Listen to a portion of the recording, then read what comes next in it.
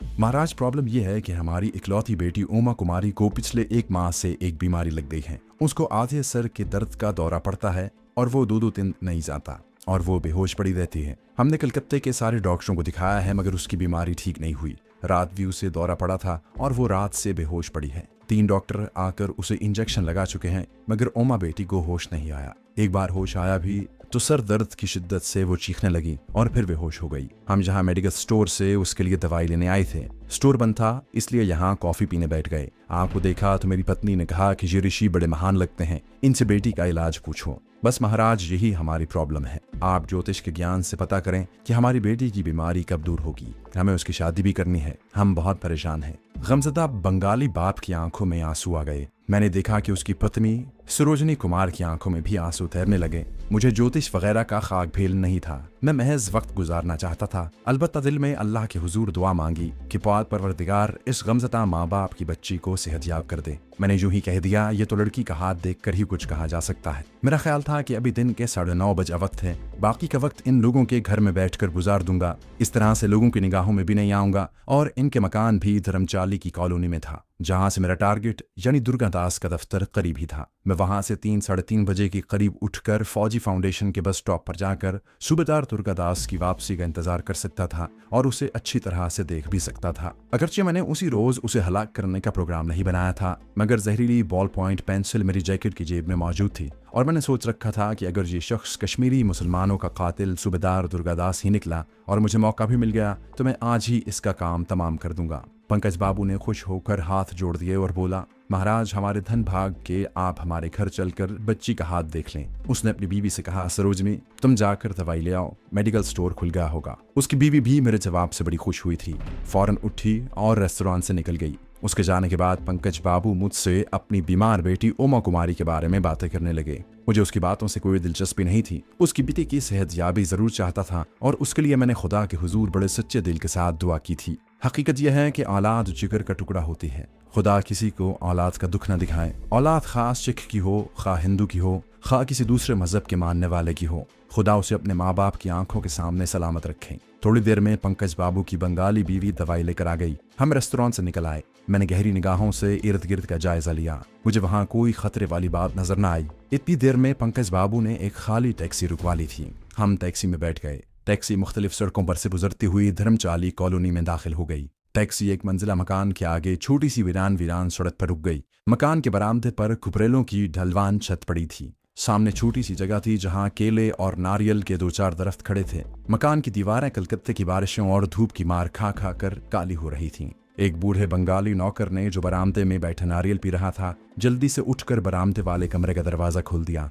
हम अंदर दाखिल हुए। छोटा सा कमरा था। कोने में मसहरी वाला पलंग था। दीवारों पर महात्मा गांधी, पंडित नेहरू, सुभाष चंद्र बोस और दुर्गा देवी की फ्रेम की हुई तस्वीरें थीं। कार्निस पर फूलों का बासी गुलदस्ता पड़ा था। छत का पंखा आहिस्ता आहिस्ता चल रहा था। पलंग पर एक लड़की बेहोश पड़ी थी। पलंग के पास ही कुर्सी पर एक बूढ़ी बंगालन औरत चुपचाप बैठी हुई थी। मेरे लिए फौरन पलंग के पास कुर्सी डाल दी गई। पलंग की मसहरी या मच्छरदानी जो कुछ भी वो थी, उठी हुई थी। एक तरफ खिड़की खुली हुई थी, आगे सफेद पर्दा हटा हुआ था, उसमें से दिन की रोशनी अंदर आ रही थी। मैंने लड़की को देखा। लड़की आम बंगाली लड़कियों की तरह दुबली पतली थी, मगर उसका रंग खिलता हुआ था। माथे पर बिंदिया लगी थी। उसके आधे जिस्म पर सफेद चादर थी। उसने हल्के कास्नी रंग की साड़ी पहन रखी थी और ब्लाउज का रंग गहरा कास्नी था। नाक नक्शा अच्छा था। आंखें बंद थी और चेहरे से जहानत टपकती थी। कुर्सी खींचकर उसका बाप भी मेरे पास ही बैठ गया। अपनी बेटी को देखते हुए गमज़दा आवाज में कहने लगा, हे भगवान, मेरी बच्ची को अच्छा कर दे। उसकी बीवी जरा पीछे दूसरी चारपाई पर सर झुकाए बैठी थी। मैंने दिल में अल्लाह ताला से माफ़ी मांगते हुए कहा, या अल्लाह, तू जानता है कि मुझे इन लोगों से कोई लालच नहीं है। ये लोग इस ख्याल से मुझे जहाँ ले आए हैं कि मैं इनकी बेटी का इलाज कर दूंगा। मैं ना तो कोई डॉक्टर हूँ, ना मुझे ज्योतिष का इल्म आता है। मेरी ये दुआ ज़रूर है कि ए पाक परवरदिगार इसके गुनाह माफ़ कर दे और इसे अच्छा कर दे। इस दौरान लड़की के बाप ने चादर के नीचे से उसका हाथ निकाल कर आगे कर दिया और बोला, महाराज देखें, आपको भगवान ने बड़ा ज्ञान दिया है। भगवान के वास्ते मेरी बच्ची की रेखाएं देखकर इसकी बीमारी का कोई उपाय बता दें, मेरी बच्ची को अच्छा कर दें। इस गमज़दा बंगाली बाप ने मुझे खामखा इम्तिहान में डाल दिया था। मैं लड़की की हथेली की लकीरें दिख रहा था और मुझे कुछ मालूम नहीं था कि इन लकीरों का क्या मतलब निकल सकता है। बदनसीब माँ और बाप का दिल भी नहीं तोड़ना चाहता था, झूठ भी नहीं बोल सकता था। माजी के अहद में रोशन बुजुर्ग के सामने मैं अहद कर चुका था। दोस्तों, आगे बढ़ने से पहले आपसे गुजारिश है कि अगर आपने अभी तक इस चैनल को सब्सक्राइब नहीं किया तो इसे सब्सक्राइब कीजिए और वीडियो पसंद आने की सूरत में इसे लाइक, शेयर और कमेंट करके हमें बताइए कि आपको हमारी वीडियो कैसी लगी। तो आइए कहानी की तरफ चलते हैं। जब मैं लड़की की हथेली की लकीरें देख रहा था तो मैंने कनेक्शियों से देखा कि बेहोश लड़की का बाप, उसकी माँ मेरी तरफ इंतहाई रहम तलब निगाहों से देख रहे थे, जैसे उन्हें यकीन हो कि मेरे पास उनकी बीमार बेटी का इलाज मौजूद है। मैंने हाथ की लकीरें देखकर कहा कि इसकी रेखाएं बता रही हैं कि ये जल्द अच्छी हो जाएगी, आप डॉक्टरों का इलाज जारी रखें। बच्ची के बाप और माँ के चेहरे पर उदासी छा गई थी। उनको यकीन था कि मैं लड़की का हिंदू ज्योतिषियों की तरह उल्टी सीधी लकीरें डालकर जायसा बना दूंगा और फिर काफी देर की सोच विचार के बाद उन्हें लड़की का हाल और उसकी बीमारी का कोई इलाज बताऊंगा। मैंने दीवार पर लगे क्लॉक की तरफ देखा। अभी 4 बजने में बहुत वक्त था। मैं मजीद कुछ वक्त गुजारने के लिए उनसे लड़की की बीमारी के बारे में इधर उधर की बातें करता रहा, मगर मैंने देखा कि लड़की के माँ बाप के चेहरों पर छाई हुई अफसुर्दगी बढ़ती जा रही थी। इस दौरान लड़की की माँ ने 2-3 बार अपनी आंखों में आए हुए आंसू साड़ी के पल्लू से पहुंचे। मेरे दिल पर उस औरत की गम नसीब ममता का बड़ा असर हुआ, मगर मैं उनके लिए कुछ नहीं कर सकता था। बस दिल में दुआ करता रहा कि ऐ रब्बुल आलमीन, तू सब जहानों का पालने वाला है, तू बेशक व शुबा कादिर मुतलक है, इस बच्ची को शिफा अता कर दे। इस छोटे से कमरे में बड़ी गमनाक उदासी छाई हुई थी। लड़की का बाप हाथ जोड़े सर झुकाए बैठा था। लड़की का हाथ उसने मेरी तरफ से मायूस होकर चादर के अंदर कर दिया था। जरा पीछे लड़की की बंगाली माँ भी सर झुकाए सोगवार बैठी थी। बूढ़ी बंगालन जो गालिबन नौकरानी थी चटाई पर खामोश बैठी थी। कमरे की फजा में खामोशी के साथ ऐसी हल्की हल्की खुशबू फैली हुई थी जैसे सुबह के वक्त किसी ने कमरे में कनौज की तेज खुशबू वाली अगरबत्तियां सुलगाई हों। इन अगरबत्तियों की खुशबू अभी तक फजा में मौजूद थी। मैंने गहरा सांस लिया तो मुझे फजा में एक और खुशबू महसूस हुई। मेरी छठी हिस्स एकदम बेदार हो गई। मेरा ख्याल फौरन चंद्रिका की बदरूह की तरफ चला गया, लेकिन ये उसकी बू नहीं थी। उसकी बदरूह जब आती थी तो लुबान की बू आने लगती थी। मैं अब वहां से खिसकने का सोच रहा था। मैंने क्लॉक पर निगाह डाली। अभी दोपहर भी नहीं हुई थी। सोचा बाहर कहाँ सड़कों पर फिरूंगा, खामखा किसी खुफिया पुलिस वाले की निगाहों में ना आ जाऊं। ये जगह टारगेट के करीब भी थी। बेहतर है कि कम से कम 3-3:30 बजे तक यहीं बैठा रहूं। यहाँ कम से कम किसी खुफिया पुलिस वाले का खतरा नहीं था। जगह बड़ी महफूज थी। थोड़ी देर बाद वहाँ खाना लगा दिया गया। पंकज बाबू के घर खाना वगैरह खाने और बातें करने में वक्त तेजी से गुजर गया। जब क्लॉक ने ठीक 3:30 बजाए तो मैं चलने के लिए उठा। पंकज बाबू कहने लगे, महाराज आप जब तक कलकत्ते में हैं हमारे यहाँ ही ठहरे, ये हमारे बड़े सौभाग्य होंगे। मैंने कहा, मैं अपने एक दोस्त के पास ठहरा हुआ हूँ, वो मुझसे नाराज हो जाएगा। मैं कभी कभी मौका निकाल कर आपके पास आ जाऊंगा। अभी मुझे एक जरूरी काम है। वो लोग मुझे छोड़ने मकान के बरामदे से भी बाहर तक आए। आखिर मैंने उन्हें नमस्कार किया और सड़क पर उस तरफ चलने लगा जहाँ से बड़ी सड़क फौजी फाउंडेशन की तरफ मुड़ जाती थी। कलकत्ते के अबर आलूद आसमान पर दिन की रोशनी कम होना शुरू हो गई थी। रास्ता मुझे याद नहीं रहा था। बड़ी सड़क पर आकर मुझे एक आदमी से फौजी फाउंडेशन का दफ्तर पूछना था। मैं बाएं जानिब एक सड़क पर मुड़ गया। वहां से दूर मुझे फौजी फाउंडेशन की इमारत नजर आने लगी। मैं फुटपाथ पर बड़े आराम से चल रहा था। मुझे कोई जल्दी नहीं थी। दफातर में 4 बजे छुट्टी होती थी और मेरे अंदाजे के मुताबिक अभी 4 बजने में 10 मिनट बाकी थे। एक बात मेरे हक में जाती थी कि कश्मीरी मुसलमानों का कातिल दुर्गादास मुझे शक्ल से नहीं पहचानता था। इसलिए मैं फौजी फाउंडेशन की इमारत के पास जो बस स्टॉप था उसके शेड के नीचे जाकर खाली बेंच पर बैठ गया। इस दौरान 1-2 बसें आईं और मुसाफिरों को उतार कर 2-3 मुसाफिर लेकर आगे निकल गईं। इतने में फौजी फाउंडेशन के गेट से लोग बाहर निकलना शुरू हो गए। दफातर में छुट्टी हो गई थी। मैं बेंच पर से उठकर शेड के कोने में ऐसी जगह पर खड़ा हो गया जहां से मैं सूबेदार दुर्गादास को बस में दाखिल होते हुए आसानी से देख सकता था। आज मेरा ख्याल महज उसकी चेहरा शनासी का था, लेकिन मैंने ये भी सोच रखा था कि अगर मौका मिल गया तो उसका काम तमाम कर डालूंगा। इस मामले को दूसरे दिन पर नहीं उठाऊंगा। दफ्तर के लोग छुट्टी के बाद साइकिलों, मोटरसाइकिलों वगैरह पर निकलकर अपने अपने घर जा रहे थे। कुछ क्लर्क टाइप के बाबू बस स्टॉप के शेड में आकर खड़े हो गए। मेरी निगाहें दुर्गादास को तलाश कर रही थीं। वो मुझे अभी तक दिखाई नहीं दिया था। एक बस आई, मुसाफिर उसमें सवार हुए और वो चल दी। कुछ और लोग आकर स्टॉप पर खड़े हो गए। दूसरी बस आई और वो लोग भी बस में सवार हुए और बस चली गई। मैंने सोचा कि दुर्गादास शायद सबसे आखिर में दफ्तर से निकलता होगा। मैं शेड के बेंच पर बैठ गया। मेरी नजरें फाउंडेशन के गेट पर लगी हुई थी। मैंने एहतियातन जहरीली बॉल पॉइंट पेंसिल को अपने सीधे हाथ वाली जेब में रख लिया था ताकि अगर हमला करना पड़ जाए तो पेंसिल निकालने में आसानी हो। वक्त गुजरता जा रहा था। फाउंडेशन के गेट को बंद कर दिया गया। अब कोई मुलाजिम छोटे गेट में से निकलता दिखाई दे जाता। मैं सोचने लगा कि दुर्गादास शायद आज दफ्तर नहीं आया, वरना अब तक उसे बाहर आ जाना चाहिए था। फिर सोचा कि उस पर मौत का खौफ सवार है। वो जरूर अंधेरा हो जाने के बाद दफ्तर से निकलता होगा। थोड़ी देर बाद शाम का अंधेरा छाने लगा। इस दौरान मैंने एक आदमी को देखा जो फौजी फाउंडेशन के गेट के करीब ही एक स्कूटर की पिछली सीट पर बैठा सिगरेट पी रहा था। मुझसे उसका फासला कोई 20-25 कदम का होगा। उसने कुर्ता पजामा पहन रखा था, गले में खद्दर का थैला था। दूर से देखने पर वो ज्यादा उम्र का नहीं लगता था। मैं उसकी तरफ तवज्जो न देता, लेकिन मैंने महसूस किया कि मैं उसकी नजरों में हूँ। उसने 2-3 बार मुझे घूर कर देखा था। जब शाम का अंधेरा गहरा होने लगा तो मैंने सोचा कि मुझे यहाँ से चल देना चाहिए। आज दुर्गादास यकीनन दफ्तर नहीं आया होगा। कहीं ऐसा न हो कि मैं उल्टा किसी मुसीबत में फंस जाऊं।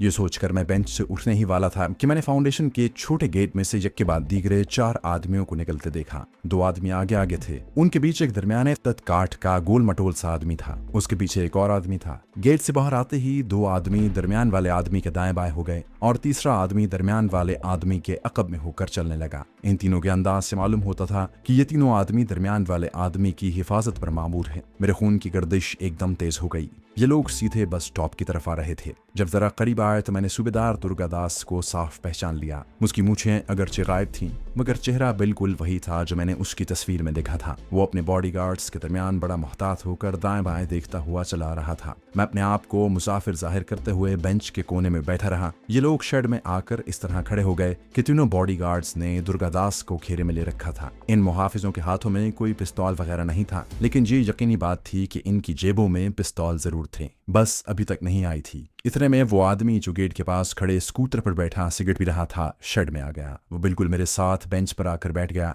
फिर उसने मेरी तरफ गहरी नजरों से देखा और बंगला में कोई सवाल किया। मैं बंगला जबान नहीं बोल सकता था। मैंने उर्दू में कहा, मुझे बंगला नहीं आती। उसने उर्दू में पूछा, तुम कहाँ से आए हो? इसका मतलब था कि मैं किस शहर से आया हूँ। मैंने बड़ी बेनियाजी से कहा, अमृतसर से आया हूँ कलकत्ते की सैर करने। वो बोला, ये कोई सैर करने की जगह नहीं है। जहाँ तुम 1.5 घंटे से बैठे किसका इंतजार कर रहे हो? मैंने जरा सख्त लहजे में पूछा, तुम ये पूछने वाले कौन होते हो? हमारी गुफ्तगू सुनकर सूबेदार दुर्गादास और उसके बॉडीगार्ड्स भी हमारी तरफ देखने लगे। सूबेदार दुर्गादास को तो पहले ही अपने पीछे लगे हुए हुर्रियत परस्तों का खौफ रहता था। उसने मुझसे सख्ती से पंजाबी में कहा, तुम अमृतसर में कहाँ रहते हो? मुझे बताओ। मैं खुद अमृतसर का रहने वाला हूँ। मैंने कहा, चौक फरागदास में रहता हूँ। और क्या पूछना चाहते हो? इतने में बस आ गई। वहां हमारे सिवा और कोई मुसाफिर नहीं था। दुर्गादास ने हुक्म के अंदाज में मुझसे कहा, हमारे साथ चलो, अभी मालूम हो जाएगा कि तुम कौन हो और जहां किस लिए बैठे हुए थे। मैं उसके मुंह की तरफ देखने लगा। मैं समझ गया कि कश्मीरी मुसलमानों के लिए दरिंदा सिफत कातिल दुर्गादास की मौत का वक्त आ गया है। जो आदमी मेरी निगरानी कर रहा था उसने दुर्गादास को बताया कि मैं खुफिया पुलिस का आदमी हूँ।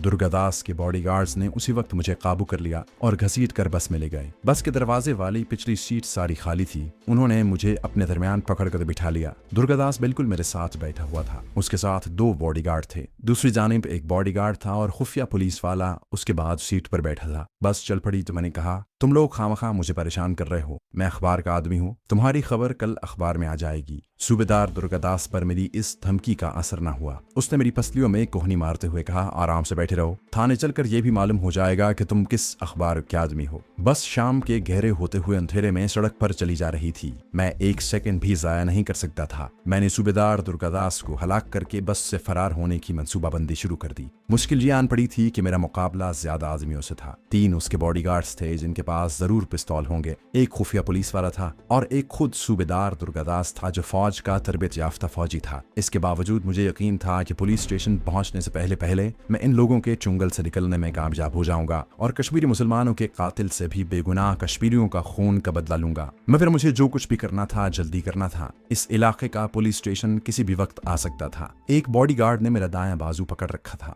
मैंने उसे कहा कि अब मेरा बाजू पकड़ने की क्या जरूरत है, मैं कहीं भागा नहीं जा रहा। उसने मेरा बाजू छोड़ दिया। दुर्गादास ने मुझे बेरहम गहरी नजरों से देखा और कहा कि मुझे तुम पाकिस्तानी जासूस लगते हो, अभी सब कुछ मालूम हो जाएगा। मैंने इस दौरान अपना सीधा हाथ पतलून की जेब में डाल दिया और हलाकत खेज जहरीला बॉल पॉइंट मेरी गिरफ्त में था। दुर्गादास ने एक और हुक्म दिया, तुम्हारी जेब में क्या है, बाहर निकालो। बॉडीगार्ड मेरी हर हरकत पर कड़ी नजर रखे हुए थे। मैंने जेब से बॉल पॉइंट पेंसिल निकाल कर उन्हें दिखाया। ये बॉल पॉइंट है, मेरे पास कोई पिस्तौल नहीं है। मैं अखबार नवीस हूँ, कोई आतंकवादी नहीं। उसने कहा, मुझे दिखाओ। दुर्गादास ने बॉल पॉइंट लेकर उसे ऊपर नीचे गौर से देखा। मैंने उसके हाथ से पेंसिल पकड़ ली और कहा, कलम अखबार नवीस का सबसे बड़ा हथियार होता है, ये आप मुझे दे दें। उस वक्त कोई बस स्टॉप आ रहा था। बस की रफ्तार हल्की हो रही थी।